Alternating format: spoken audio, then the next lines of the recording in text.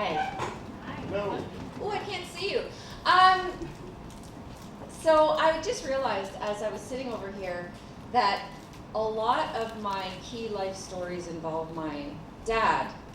And I guess that he was really kind of the first actual example of storytelling that I ever had in my life. And if your fathers were anything like my father, he told the same stories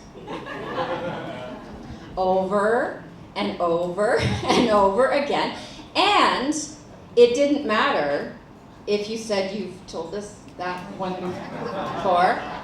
In fact, I don't think, actually, no, I know for sure that my father never uttered the phrase, "Stop me if you've heard this one before." Never have I met a man who got such a kick out of himself. And I love that. I love that about people. I hang around and try to hang around with people that just get the biggest laugh out of themselves because, I don't know, it makes my job a lot easier if they're already laughing, right? So I find it very soothing to be around people who enjoy their own stories. And again, I come back to thinking about someone like my father who was very larger than life, and he filled a room and he was excited about everything. And again, a lot of dads are like this, but they're just like everything new or everything that they think that you don't know, they have to show you. And then they've got to explain it to you and give you instructions, and it's all about sort of this new thing that they discovered. Like, for example, my father discovered The Simpsons in 2005.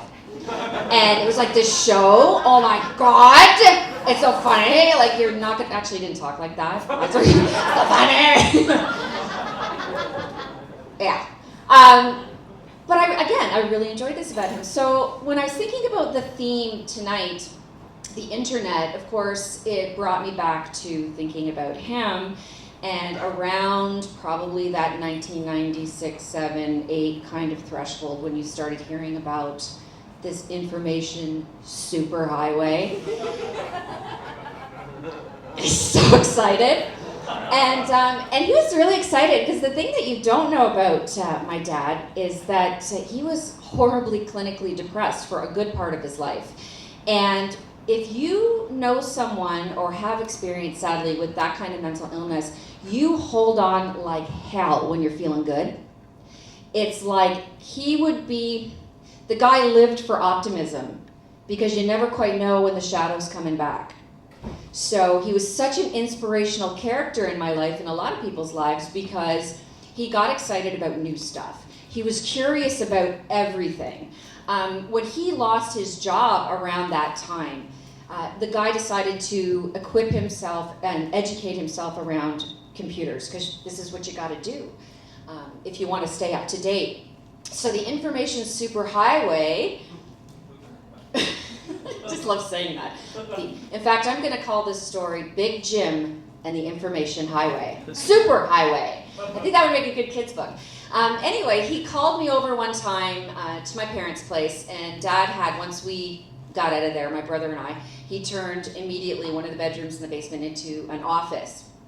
And so he had like these great big metal desk that took up sort of half of everything, and he had his great big old badass computer on there and the big keyboard.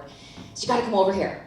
You gotta come over tonight because I want to show you about this thing, and you can search stuff on it, and you can find out anything that you want to find out about anything, and just come over. Damn it, it's gonna rock your world. It's gonna change your life. Okay, Dad. So I already know as I'm going into this that I'm not going to get a word in edgewise. I just already know that this is going to be a thing where I'm going to sit there and my dad is going to say, pull up a chair.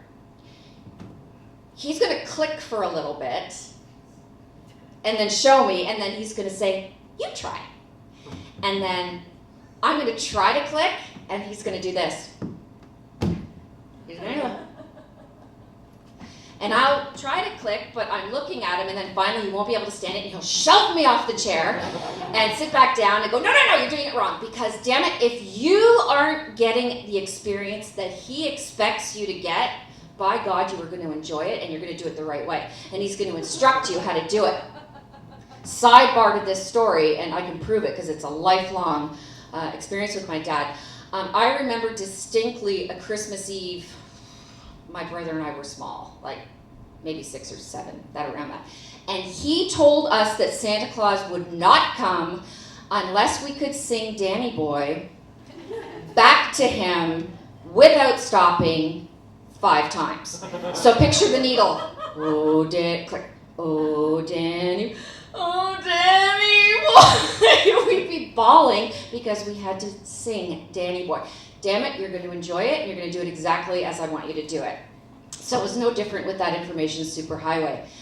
But I laugh about it because somehow, as you become an adult and you sort of your parents and you let them do their thing, and he was very, very excited about anything that was new.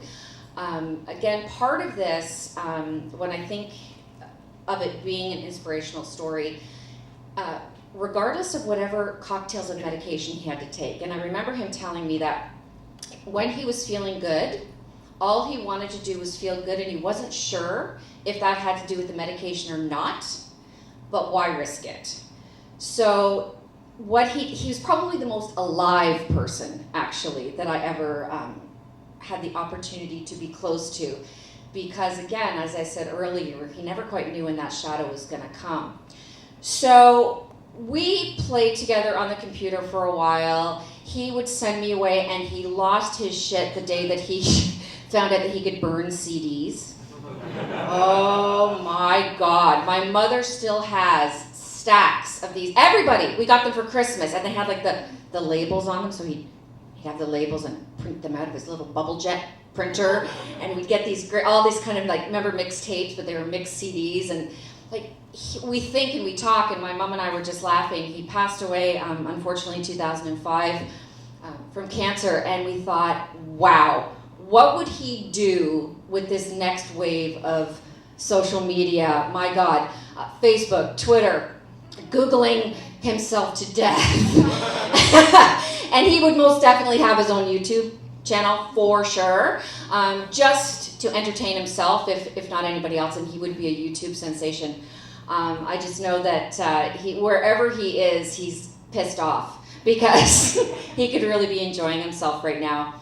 I do know that if he was here, he'd be calling me right now and sharing with me some such research that he's done on whatever it is that you may or may not be interested in, most likely not interested in, but if he was interested, you were going to pretend that you were interested, and you were going to listen to him all night talk about his adventures on the interweb. Thank you very much.